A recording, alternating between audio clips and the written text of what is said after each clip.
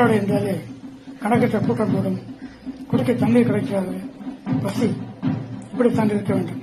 இந்த மாதிரி ஒரு கூட்டத்தில் குழந்தைகளை கூட்டிக் கொண்டு வரும் இவர்களை பற்றி என்ன சொல்ல? இவர்கள் அடி முட்டாள்கள் என்பதை வேறு என்ன சொல்ல முடியும்? பாருங்கள் மனதை உரிக்கும் இந்த காட்சிகள்.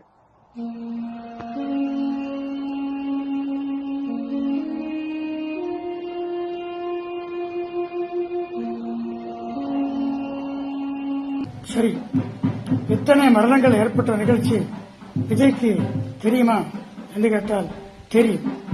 அவர் ஏர்போர்ட்டுக்கு செல்வதற்கு முன்னாலேயே இந்த மரணங்கள் பற்றி அவருக்கு தெரிவிக்கப்பட்டார். இருந்தாலும் பிளைட்டை பிடிக்க ஓடுகிறார் விஜய். எந்த பொறுப்புள்ள தலைவராக விஜய் செய்வார்? உடனடியாக அவர் பிளைட்டை கேன்சல் பண்ணிவிட்டு கரூரிலேயே தங்கி பாதிக்கப்பட்ட குடும்பங்களை நேரில் பார்த்து ஆறுதல் சொல்லியிருக்க வேண்டும். அவர் செய்தாரா? மாறாக முதல்வர் மு.க.ஸ்டாலின் உடனே வருகிறார். துணை முதல்வர் ஃபாரின் ட்ரிப்பில் இருந்தவர் அதை கேன்சல் பண்ணிட்டு உடனே வருகிறார். எடப்பாடி பழனிசாமி என்று பார்க்கிறார். ஆனால் தாவேகா தரப்பில் இருந்து யாரும் வரவில்லை. எங்கே போனார்கள்?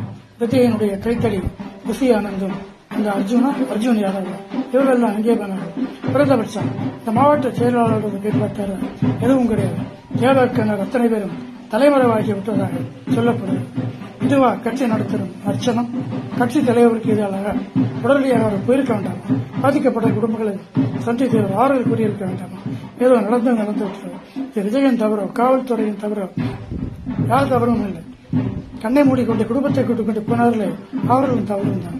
எந்த செக்யூரிட்டியும் கிடையாது என்று நன்றாக தெரியும். குடிக்க தண்ணீர் கிடைக்காது என்று நன்றாக தெரியும். கொடுத்தும் பயம். இவர்கள் எதற்காக போனார்கள்? கடைசியில் இன்றைக்கு குழந்தைகளையும் மனைவியையும் பறிகொடுத்து விட்டு ஐயோ அப்பா என்று கதறுவதில் என்ன நியாயம் இருக்கிறது? இனிமேலாவது இவர்கள் பாடம் எடுத்துக் கொள்வார்கள்.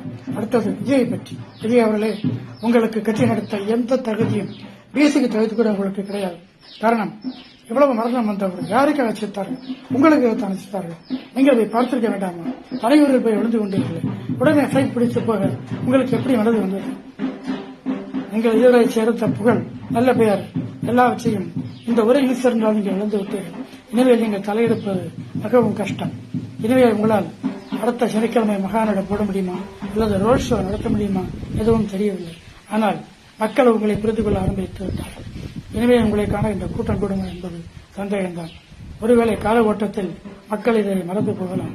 ஆனாலும் உங்கள் குற்றமல்ல நெஞ்சு குறுகுறுத்துக் கொண்டே இருக்கும். ஆனால் அரசியல் ரீதியாக பார்த்தால் மு.க.ஸ்டாலினும் எடப்பாடி பழனிசாமியும் இதை நன்றாகவே பயன்படுத்திக் கொண்டார்கள்.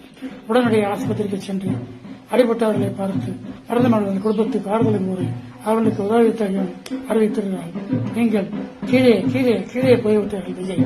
இனிமேல் நீங்கள் தலையெடுப்பது என்பது நிச்சயமாக முடியாத காரியம். உங்களுக்கு கிடைத்த புகழ் எல்லாமே இந்த ஒரு நிகழ்ச்சியினால் இல்லாமல் போய்விட்டது என்பதை மட்டும் அறிந்து கொள்ளுங்கள்.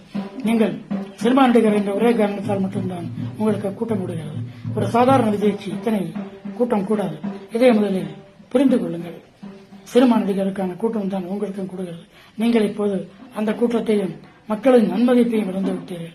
நீங்கள் மட்டும் உடனடியாக அந்த பிளைட்டை ஏற்றி கரூரிலே தங்கியிருந்து பாதிக்கப்பட்ட குடும்பங்களுக்கு உங்கள் தொண்டர்களை அனுப்பியோ அல்லது உங்கள் அடிப்படைகளான யாதவ் அர்ஜுனையோ இந்த இன்னொருத்தருக்கான அவனை வரவழைத்து நீங்கள் நேரில் போய் பார்த்து பண உதவி செய்திருந்தால் உங்கள் பெயர் கொஞ்சமாவது காப்பாற்றப்பட்டிருக்கும்.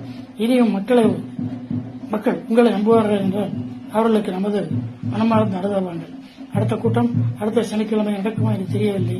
நடப்பதற்கான வாய்ப்பும் தெரியவில்லை. நீதிமன்றத்தின் கட்டளையை மீறி நீங்கள் செயல்பட்டிருக்கிறீர்கள். அதற்கான நடவடிக்கை கண்டிப்பாக எடுக்கப்படும். நீங்கள் கஷ்டப்பட்டல்ல எப்படியோ சினிமா புகழை வைத்து நீங்கள் அடைந்த புகழை அத்துடன் இழந்து விட்டீர்கள்.